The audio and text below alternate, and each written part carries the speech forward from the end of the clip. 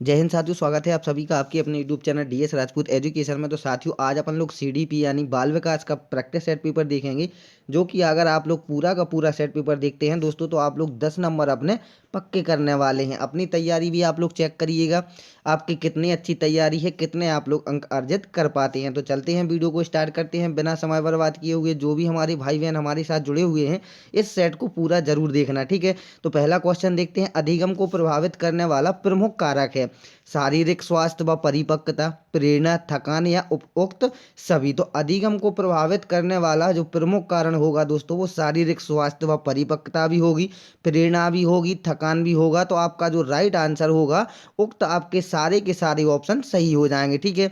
तो next question की ओर चलते हैं कि बुद्धि के तरल क्रिस्टलीय प्रतिमान के प्रतिपादक कौन है।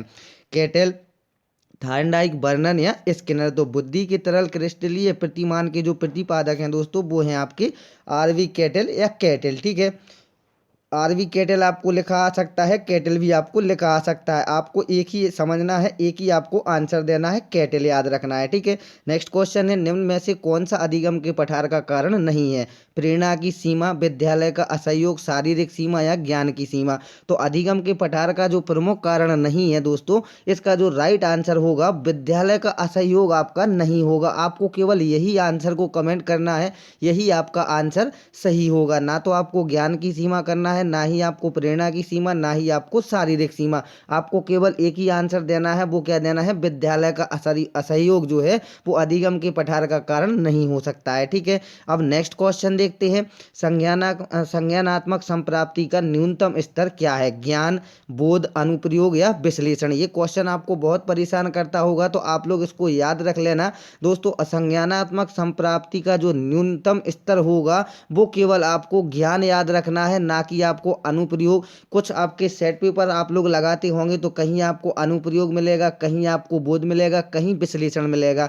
तो उसमें आपको क्या है, उसका क्वेश्चन का जो आंसर है वो गलत आपको सेट पेपरों में दिया रहता तो इसका आपको एक ही आंसर याद रखना है, ज्ञान। संज्ञानात्मक संप्राप्ति का जो न्यूनतम स्तर है वो है आपका ज्ञान, ठीक है।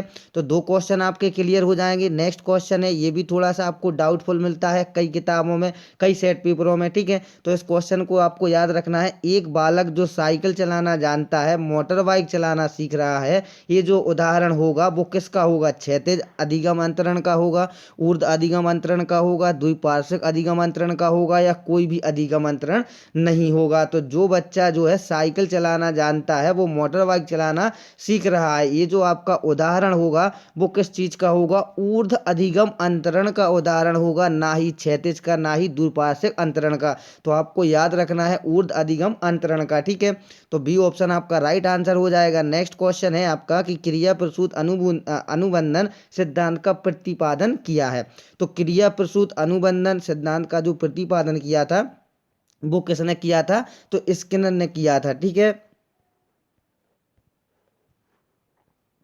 नेक्स्ट क्वेश्चन है आपका, कोहलर निम्न में से किससे संबंधित है। अभिप्रेरणा का सिद्धांत, विकास का सिद्धांत, व्यक्तित्व का सिद्धांत या अधिगम का सिद्धांत। तो इसका राइट आंसर क्या हो जाएगा, तो कोहलर जो संबंधित है अधिगम के सिद्धांत से संबंधित है, ठीक है। इसका राइट आंसर क्या देना है आपको, अधिगम का सिद्धांत। धार्मिक एवं नैतिक शिक्षा दी जानी चाहिए, ठीक है। धार्मिक एवं नैतिक शिक्षा कैसे दी जानी चाहिए, इसके ऑप्शन देख लेते। तो क्वेश्चन क्या था, धार्मिक एवं नैतिक शिक्षा दी जानी चाहिए किशोरावस्था में, बाल्यावस्था में, शैशवावस्था में, या इनमें से कोई नहीं। तो इसका राइट आंसर क्या हो जाएगा दोस्तों, इसका जो राइट आंसर हो जाएगा, किशोरावस्था में धार्मिक और नैतिक शिक्षा दी जानी चाहिए, ठीक है। तो ये आपका राइट आंसर हो जाएगा किशोरावस्था। नेक्स्ट क्वेश्चन है, निम्न में कौन शेष से भिन्न है। अधिगम के लिए अधिगम का सिद्धांत, सामान्य अवयवों का सिद्धांत, या ड्राइव रिडक्शन का सिद्धांत, या सामान्यीकरण का सिद्धांत।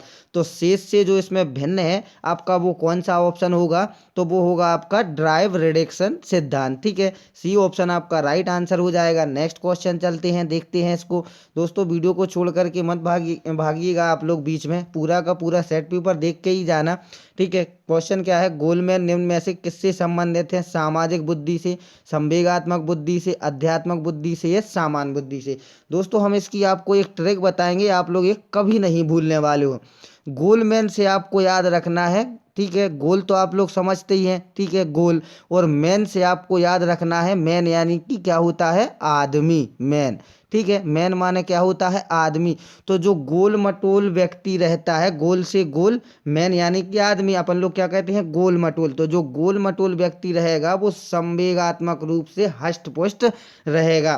तो संवेगात्मक जो से आपको याद रखना है संवेगात्मक बुद्धि, ठीक है। संवेगात्मक बुद्धि, जो गोल मटोल व्यक्ति होगा वो संवेगात्मक रूप से हष्ट पुष्ट होगा। तो संवेगात्मक से आपको याद रखना है संवेगात्मक बुद्धि, ठीक है, आपको याद हो जाएगा। नेक्स्ट क्वेश्चन है आपका 11 नंबर क्वेश्चन है कि सामान्य संयुक्त कोशिका में गुणसूत्रों के जोड़े होते हैं। तो सामान्य संयुक्त कोशिका में गुणसूत्रों के अगर आपसे जोड़े पूछ लिए जाएं तो आपको याद रखना है 23 जोड़े होते हैं। अगर गुणसूत्रों की संख्या पूछ ली जाए तो आपको टोटल 46 बताना है, क्योंकि 23 23 के आपके 2 जोड़े होते हैं। तो इसका जो राइट आंसर होगा वो आपका बी ऑप्शन होगा कि गुणसूत्रों के जोड़े पूछे जाए तो आपको 23 आंसर देना है, और संख्या पूछी जाए तो आपको कितनी, 46 आंसर देना है, ठीक है। अब नेक्स्ट क्वेश्चन है कि भाषा में अर्थ की सबसे छोटी इकाई है। खाली स्थान को आपको भरना है स्वनेम की, प्रेगमेटिक्स की, या वाक्य की, या रूपम की। भाषा में अर्थ की सबसे छोटी इकाई क्या है, तो सबसे छोटी इकाई जो आपकी होगी वो स्वनेम की होगी, ठीक है। तो ए ऑप्शन आपका राइट आंसर हो जाएगा। इस प्रकार से भी क्वेश्चन पूछे जाते हैं। नेक्स्ट क्वेश्चन क्या है, अंतर्मुखी व्यक्तित्व एवं बहिर्मुखी व्यक्तित्व का वर्गीकरण किसने किया था। तो अंतर्मुखी और आपका बहिर्मुखी व्यक्तित्व का जो वर्गीकरण किया था वो किसने किया था, फ्रायड ने, युंग ने, मन ने, या आलपोर्ट ने। तो जिस क्वेश्चन का आंसर आपको आता है कमेंट भी आप लोग जरूर कर दीजिएगा, ठीक है। तो अंतर्मुखी और बहिर्मुखी व्यक्तित्व का जो वर्गीकरण किया था वो युंग ने किया हुआ था, ठीक है। तो बी ऑप्शन आपका राइट आंसर हो जाएगा। नेक्स्ट क्वेश्चन है, विकास के परिणाम स्वरूप नवीन विशेषताएं और नवीन योग्यताएं प्रकट होती हैं, ये कथन किसने दिया है, गैसेल ने, हरलॉक ने, मेरेडिथ ने, या डगलस और हार्लैंड ने।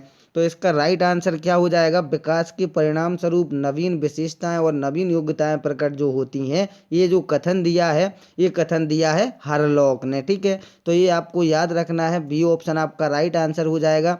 इसी प्रकार से आपका सेट भी बनने वाला है जो आपके 23 जनवरी को एग्जाम्स होना है, ठीक है। उसमें भी इसी प्रकार से आपका सेट बनने वाला है, तो इसको जरूर कवर करते चलिएगा दोस्तों। सतत और व्यापक मूल्यांकन होता है शिक्षक केंद्रित, विद्यार्थी केंद्रित, परीक्षा आधारित, या निष्पादन आधारित। तो सतत और व्यापक मूल्यांकन होता है वो क्या है, विद्यार्थी केंद्रित होता है, ठीक है। नेक्स्ट क्वेश्चन देखते हैं। नेक्स्ट क्वेश्चन है आपका, निम्न में से कौन सा विकास का सिद्धांत नहीं है। तो विकास का सिद्धांत कौन सा नहीं है, अनुकूलित प्रत्यावर्तन का सिद्धांत, निरंतर विकास का सिद्धांत, परस्पर संबंध का सिद्धांत, या समान प्रतिमान का सिद्धांत। तो विकास का सिद्धांत जो नहीं होगा आपका वो अनुकूलित प्रत्यावर्तन का सिद्धांत नहीं होगा। ये ऑप्शन आपको राइट आंसर देना है, यही आपको टिक करके चले जाना है, ठीक है। स्टैनफोर्ड बिने परीक्षण मापन करता है, किस चीज़ का करता है, व्यक्तित्व का, पढ़ने की क्षमता का, बुद्धि का, या उपयुक्त में से कोई नहीं। तो स्टैनफोर्ड बिने जो परीक्षण या मापन करता है वो किस चीज़ का करता है, वो करता है आपका बुद्धि का, ठीक है। तो बी ऑप्शन क्या हो जाएगा, राइट आंसर हो जाएगा। अब नेक्स्ट क्वेश्चन है, बच्चों की सामाजिक विकास को प्रभावित करने वाले कारक हैं। तो बच्चों की सामाजिक विकास को प्रभावित कौन करता है, आर्थिक तत्व करता है, सामाजिक परिवेश जन्य करता है, शारीरिक तत्व, या वंशानुगत तत्व। तो बच्चों की सामाजिक विकास को प्रभावित करने वाला जो आपका कारक होगा वो होगा सामाजिक परिवेश जन्य, ठीक है। आपका बी ऑप्शन क्या हो जाएगा, राइट आंसर हो जाएगा। नेक्स्ट क्वेश्चन है कि निम्न में से कौन सा सीखने के मुख्य नियमों में शामिल नहीं है, तत्परता का नियम, अभ्यास का नियम, बहु अनुक्रिया का नियम, या प्रभाव का नियम। तो ये आपको जो नियम दिए थे तत्परता का, अभ्यास का, प्रभाव का, ये किसने दिए थे, तो आपको याद रखना है थार्नडाइक ने दिए थे। अब क्वेश्चन में क्या पूछा जा रहा है कि सीखने के मुख्य नियमों में शामिल नहीं है, तो कौन सा नहीं है वो आपको बताना है। तो बहु अनुक्रिया का नियम जो है वो आपका मुख्य नियमों में नहीं है सीखने के, ठीक है।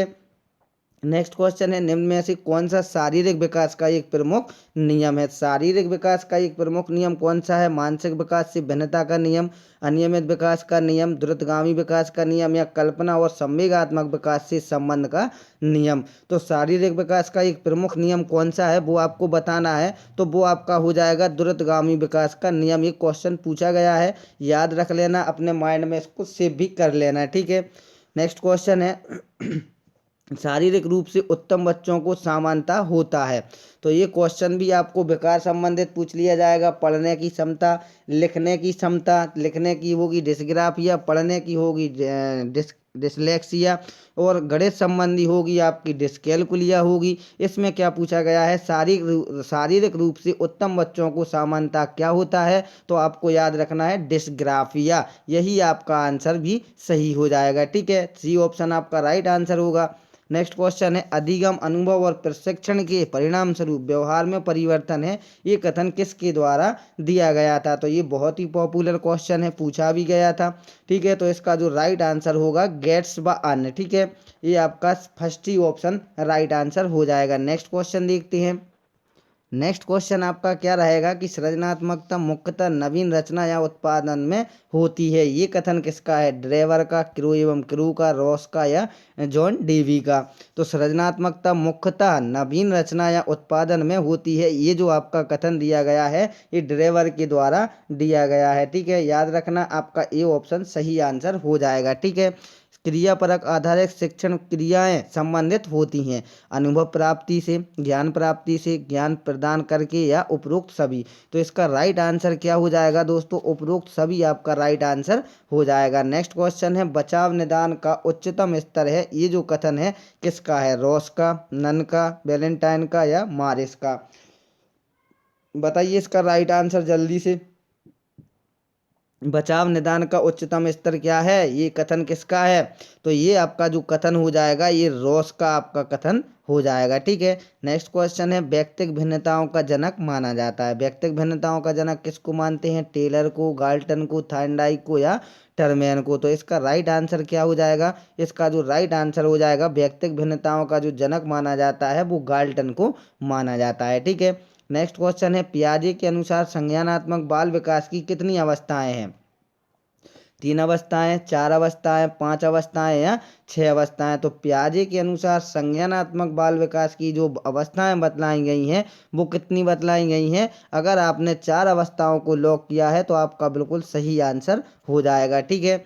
नेक्स्ट क्वेश्चन है कि एक 13 वर्षीय बालक बात बात में अपने बड़ों से झगड़ा करने लगता है और हमेशा स्वयं को सही साबित करने की कोशिश करता है, वह विकास की किस अवस्था में है? बताइए राइट आंसर। प्रारंभिक बाल्यावस्था, किशोरावस्था, युवावस्था, या बाल्यावस्था? तो दोस्तों इसका जो राइट आंसर होगा किशोरावस्था आपका राइट आंसर हो जाएगा, ठीक है।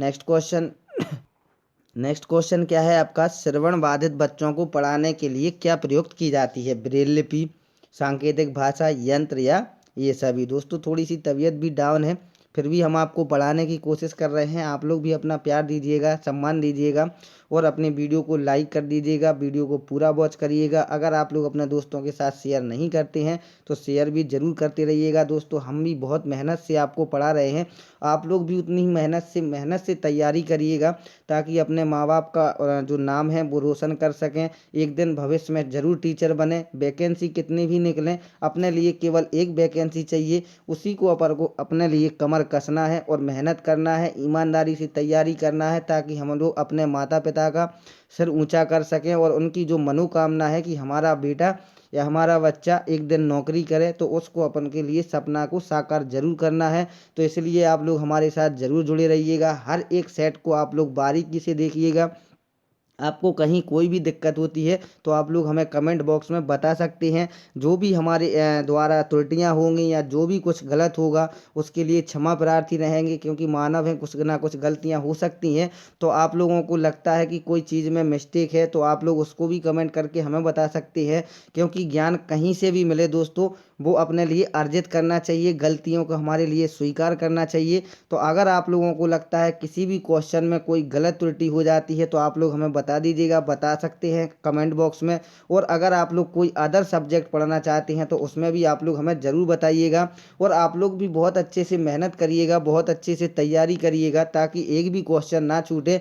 और हम भी कोशिश करेंगे कि आपको एक भी क्वेश्चन ऐसा ना रहे जो आपको यहाँ हमने आपको ना पढ़ाया हो और आपको यूपी टेट के एग्जाम्स में ना मिले। ठीक है, तो आप लोग ज़रूर तैयारी करिएगा, बहुत मेहनत से तैयारी करिएगा, लगन से तैयारी करिएगा। कुछ जो समय शेष है उतने में भी अगर आपकी बिल्कुल भी तैयारी नहीं है तो अभी अपने लिए 10-12 दिन का टाइम शेष है, तो 10 दिन में अपन लोग पूरी तैयारी आराम से कवर कर सकते हैं। तो बने रहिएगा हमारे साथ, 2 क्वेश्चन और हैं बाकी शेष। तो क्वेश्चन देखते हैं, श्रवण बाधित बच्चों को पढ़ाने के लिए क्या प्रयुक्त की जाती है? ब्रेल लिपि, सांकेतिक भाषा, यंत्र या ये सभी? तो दोस्तों इसका जो राइट आंसर होगा वो सांकेतिक भाषा आपका राइट आंसर हो जाएगा। नेक्स्ट क्वेश्चन है, निम्नलिखित में से कौन सा सीखने के लिए केंद्रीय तत्व है? पुनर्वलन, अनुक्रिया, तत्परता या अभ्यास? तो दोस्तों इसका क्या राइट आंसर होगा? सीखने के लिए केंद्रीय तत्व क्या होगा? आपका होगा पुनर्वलन। ठीक है, तो ए ऑप्शन आपका राइट आंसर हो जाएगा। तो आशा करता हूं दोस्तों आपको ये वीडियो पसंद आई होगी। वीडियो पसंद आई हो तो वीडियो को लाइक और चैनल को सब्सक्राइब नहीं किया है तो चैनल को जरूर सब्सक्राइब कर लें। और जो बेल आइकन आएगा उसको भी ऑल नोटिफिकेशन पर क्लिक करके जरूर प्रेस कर लें, ताकि जैसे ही कोई वीडियो अपलोड होती है उसका नोटिफिकेशन आप तक सबसे पहले पहुंचे और आप लोग उस वीडियो को सबसे पहले देख सकें। तो धन्यवाद दोस्तों, मिलते हैं नेक्स्ट वीडियो में। जब तक के लिए जय हिंद, जय भारत, वंदे मातरम दोस्तों।